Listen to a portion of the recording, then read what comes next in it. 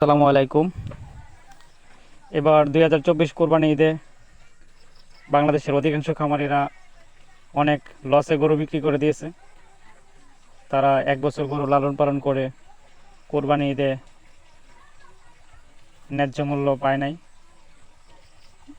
হাতে গোনা কয়েকজন খামারি শুধু একটু ভালো দামে গরু বিক্রি করতে পারছে, কিন্তু অধিকাংশ প্রায় 80% খামারিরাই অনেক লসে গরু বিক্রি করছে। আর এর মূলত কারণ হচ্ছে ইন্ডিয়ান গরু বাংলাদেশে প্রবেশ করছে।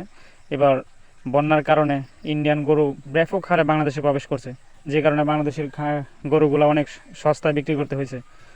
তো আমার এই কালো শার্টটি বাজারে নিয়েছিলাম, কালো শার্টটি এবং লাল শার্টটি বাজারে নিয়েছিলাম, কিন্তু আমার লাল শার্টটি বিক্রি করে দিয়েছি এবং অনেক কম দামি, বলতে গেলে অনেক কম দামে বিক্রি করে দিয়েছি। এবং কালো শার্টটি আবার বাড়িতে রিটার্ন নিয়ে আসছি, কালো শার্টটি বিক্রি করতে পারি নাই।